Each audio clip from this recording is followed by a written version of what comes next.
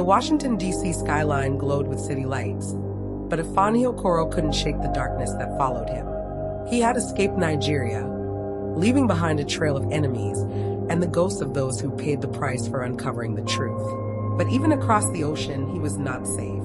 The text message haunted him. "You think distance will save you? We are coming." The FBI had placed him in a secure location, a modest apartment in a well-guarded complex, but Ifeanyi knew better.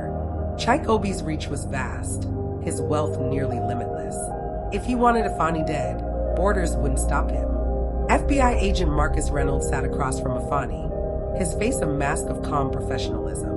He flipped through a thick case file, filled with reports of cyber fraud, ritualistic murders, and a corrupt political underworld.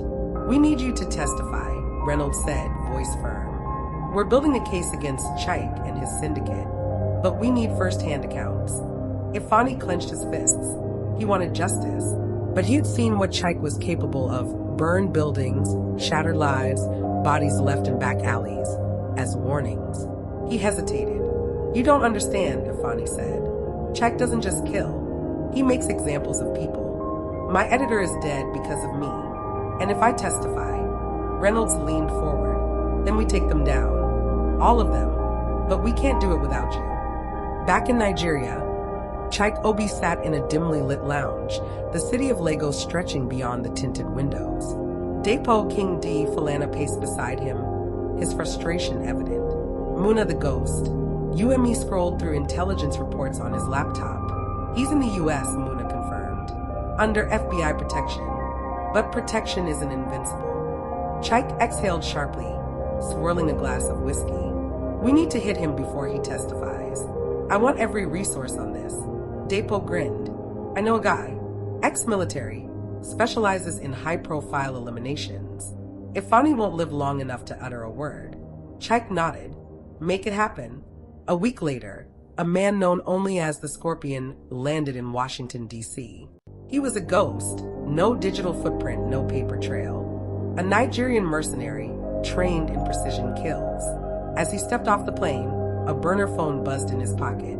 A single message from Depo. "The journalist dies in 72 hours. No mistakes. The hunt had begun."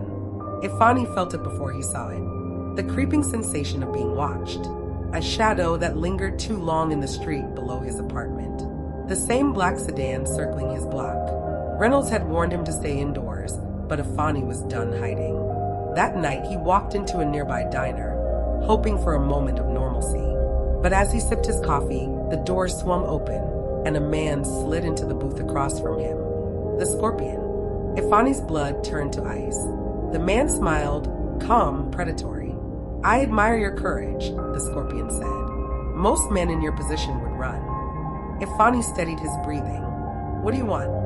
"A simple message. Drop the testimony, or you won't leave the city alive." Ifeanyi met his gaze. He had come too far to back down now. "Tell Chike I'm not afraid." The Scorpion chuckled, standing. "You should be." As he walked away, Ifeanyi knew the final battle had begun. Back at the FBI office, Reynolds listened carefully as Ifeanyi recounted the encounter. The agent nodded. "We bait him out. We make him think he's won." The plan was set. Ifeanyi would publicly announce that he was leaving the U.S., seemingly abandoning the case. The Scorpion would take the bait. The airport was packed. Ifeanyi moved through the terminal, heart pounding. He wasn't actually leaving, but the illusion had to be perfect. And then he saw him, the Scorpion, blending into the crowd, moving closer. As the Scorpion reached for his weapon, the air exploded with shouts. FBI agents swarmed from all directions, pinning him to the ground. It was over. With the Scorpion in custody, the FBI unraveled the full extent of Chike's operations. His godfather, the corrupt politician, was exposed. Bank accounts were frozen. Arrests were made. But Chike was still free. And he was furious. He stared at the news reports, his name dragged through headlines. The empire he had built was crumbling. "This isn't over," he whispered. "Not yet." Back in Nigeria, Chike prepared for his last move. If he was going down, he would take Ifeanyi with him. But this time, Ifeanyi wasn't alone. With the FBI and international law enforcement closing in, Chike's world was shrinking. One final showdown loomed on the horizon. Would justice finally catch up to Chike Obi?